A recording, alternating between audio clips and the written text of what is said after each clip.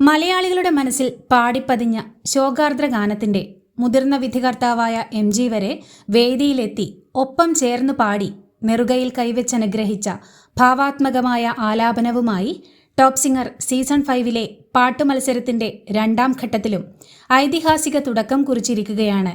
അണ്ണൻ, റിമിമോളെ എന്നൊക്കെയുള്ള വിളികളിലൂടെയും അനുഗ്രഹീതമായ ആലാപന ചാരുത കൊണ്ടും ടോപ്പ് സിംഗർ പ്രേക്ഷകരുടെ ഹൃദയം കവർന്ന ജനപ്രിയ കുട്ടിപ്പാട്ട് താരമായ ദേവദർശ്.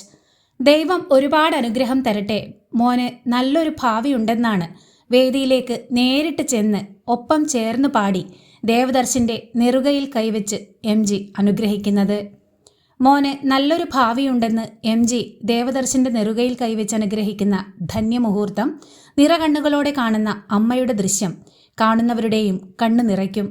ശ്രീകുട്ടനങ്ങൾ പാടിയത് എങ്ങനെയാണോ അതേപോലെ ഒപ്പിയെടുത്ത് ഒരു കൊച്ചു ശബ്ദത്തിൽ പാടിയിട്ടുണ്ടെന്നാണ് മധു ബാലകൃഷ്ണൻ അഭിപ്രായപ്പെട്ടത്. ഇതിന് വിസിലടിക്കാതിരിക്കുന്നതെങ്ങനെ എന്നാണ് റിമി ടോമി ആവേശപൂർവ്വം അഭിപ്രായപ്പെടുന്നത്.